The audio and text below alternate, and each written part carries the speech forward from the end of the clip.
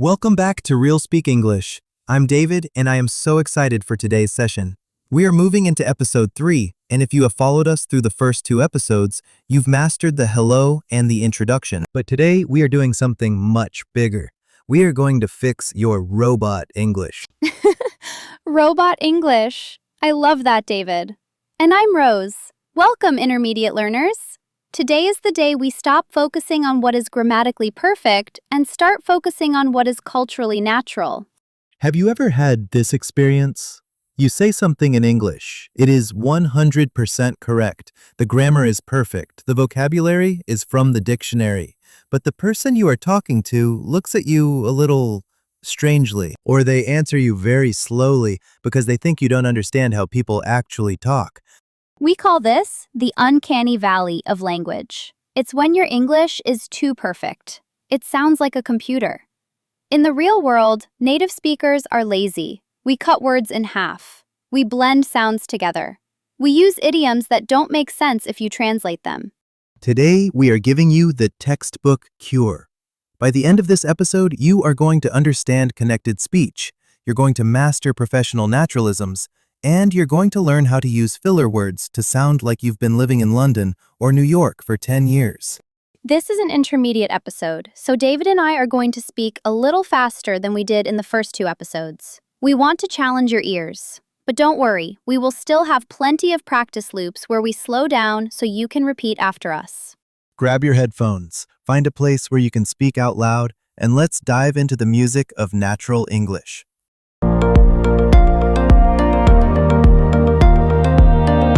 The biggest secret to sounding natural is something called connected speech. In many languages, like Spanish or Japanese, each syllable gets a similar amount of time and energy. But English is a stress-timed language. We pick the most important words in a sentence and we make them long and loud. The unimportant words, we squish them. Let's look at a classic textbook sentence. What are you going to do? If you say every word clearly, what are you going to do? You sound like a robot. Now, listen to how a native speaker says it. What you gonna do? Let's break that down. What are you becomes whatcha. The T at the end of what and the Y at the start of you meet in the middle and create a CH sound. Whatcha. And going to becomes gonna. This is called a reduction. We aren't being lazy, we are being efficient. We want to get to the main verb, the do, as fast as possible. Let's try another one. Textbook. I would have told him. Natural. I would have told him. Did you hear that? Would have becomes woulda, and the H in him completely disappears. We just say im. To master connected speech, you have to master the schwa. It is the most common sound in English, and it sounds like this. It's the sound in the word about or computer. In natural English, words like to, for, and at almost always turn into a schwa.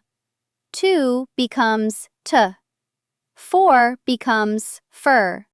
Listen to this. I'm going to the store for some milk. Natural. I'm going to the store for some milk. Let's practice these reductions. I want you to feel the rhythm. Don't worry about spelling. Worry about the sound. Repeat after me. Gonna. Wanna. Gotta. Whatcha. Now, the full sentences. Listen and repeat. I'm gonna go. I want to know. What you think? I would have stayed. Excellent. If that feels strange in your mouth, that's good. You are training your muscles to move like a native speaker. Welcome to the Mistake Corner. Today we're talking about staccato speech. Staccato is a musical term. It means every note is short and separated. A lot of intermediate learners think that if they speak every word very clearly and separately, they will be easier to understand. But actually, the opposite is true. If you say, I am going to the meeting, it is actually harder for a native speaker to listen to because we are waiting for the rhythm. Think of a sentence like a flowing river, not a set of stairs. The mistake. Could you help me with this? The fix. Could you help me with this? Another mistake in this corner is the overpronounced T. In American and Canadian English, if a T is between two vowels, we turn it into a soft D. Water becomes water. Better becomes better. If you say water with a very strong, sharp T, you sound very British or very formal. If you're going for a natural North American sound, let that T relax into a D. Let's practice the soft D. Water. Better. Letter. City. Perfect. Remember, English is a lazy language. Let the sounds melt into each other. Let's move into the office. At the intermediate level, you probably know how to have a basic meeting, but you want to sound like a teammate, not a student. Right. Let's look at some textbook phrases and their RealSpeak replacements. Phrase 1. Following up. Textbook. I will contact you with more information later. RealSpeak. I'll get back to you on that. I'll get back to you is the gold standard of office English. It's professional, but it's smooth. Phrase 2. Agreeing. Textbook. I agree with your opinion. RealSpeak. That makes sense, or I'm on board with that. That makes sense is a great way to show you understand and agree without sounding like you are grading a test. Phrase 3. Updates. Textbook. Please tell me the new information. RealSpeak. Keep me in the loop. The loop is a metaphor for the circle of information. If you're in the loop, you know what's happening. Welcome to the cultural context, where we talk about the email verb. In the office, we often turn nouns into verbs to be faster. Instead of, I will send you an email, we just say, I'll email you. Or even more natural, I'll shoot you an email. Don't worry, there are no guns involved. To shoot an email just means to send it very quickly. Let's practice these professional phrases. We're going to use the I'll contraction because, as we learned in episode 2, I will is often too formal. I'll get back to you. That makes sense. Keep me in the loop. I'll shoot you an email. Let's touch base later. Touch base is another great one. It just means, let's talk briefly to update each other. Imagine you're walking past a coworker's desk. You don't have time for a meeting, you just say, hey, let's touch base after lunch. It's perfect. One of the hardest things about being intermediate is the silence. Exactly, you're thinking of the right word, and there is a 3-second silence. That silence can feel very awkward. Native speakers have a secret weapon for this. Filler words. These are words that mean almost nothing, but they fill the silence and tell the other person, I'm still talking, I'm just thinking. The most common fillers are 1. To be honest. 2. Actually. 3. I mean. 4. You know. Let's look at how to use these. If someone asks you, do you like the new office coffee? And you don't like it, don't just say no. Say, to be honest, it's a bit strong for me. To be honest prepares the listener for a different opinion. It makes you sound very polite. What about actually? We use actually when we want to correct someone or add a new fact. Is the meeting at 3 o'clock? Actually, I think it's at 3:30. And I mean is perfect for when you want to explain something more clearly. It's a hard project. I mean, it's going to take a lot of time. Be careful. Some learners and some native speakers say like or every 2 words. It was like a good movie, like, you know? Yeah, don't do that. It makes you sound like a confused teenager. Use fillers like salt. Just a little bit makes the meal better. Too much ruins it. Let's practice using these fillers to start a sentence. This gives your brain time to think. To be honest, Actually, I mean, you know, so basically is a great one for summarizing a big idea. Basically, we need more money for this project. let's go back to a point we touched on in episode 1, but with an intermediate twist. The how's it going? Social contract. In a casual social setting, when someone says what's up or how's it going, they are often looking for the 3-sentence rule. Tell them, David, what is the 3-sentence rule? If you give a 1-word answer, you sound bored. If you give a 10-minute answer, you sound self-centered. The natural sweet spot is 3 sentences. 1. The answer. I'm doing well. 2. The detail. I just finished a big project at work. 3. The return. How about you? Doing anything fun? This is the lubricant of conversation. It keeps the wheels turning. Let's practice a natural reply. I'll ask Rose how she is and listen to her 3 sentences. Sentence 1. Not bad, thanks. Sentence 2. I'm actually planning a trip to Italy for next month. Sentence 3. Have you ever been there? Perfect. She answered, she gave a detail, Italy, and she asked me a question to keep me talking. Now let's look at the what's up trap. If someone says what's up, they aren't asking how are you. They are asking what are you doing right now?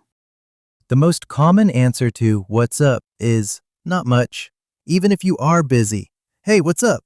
Not much, just checking my email. You?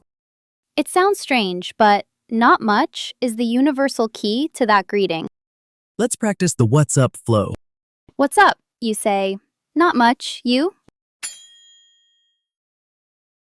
What's up? You say, not much, just hanging out. Now we're going to put everything together. The connected speech, the workplace phrases, and the fillers. We are going to do a scene.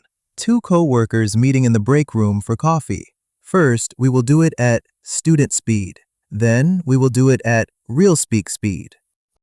Version 1. Student speed. Hello, David. How are you today? I am fine, thank you. Are you busy? Yes, I am going to have a meeting in 10 minutes. That is okay. I will contact you later. Good. I will see you then. Okay, that was correct English, but it felt a little cold, right? Like 2 robots meeting. Now listen to the RealSpeak version. Notice the whatcha, the gonna, and the fillers. Hey, David. How's it going? Not bad, thanks. Busy day? Tell me about it. I've actually got to jump into a meeting in like 10 minutes. Oh, no worries. I'll just shoot you an email later so we can touch base.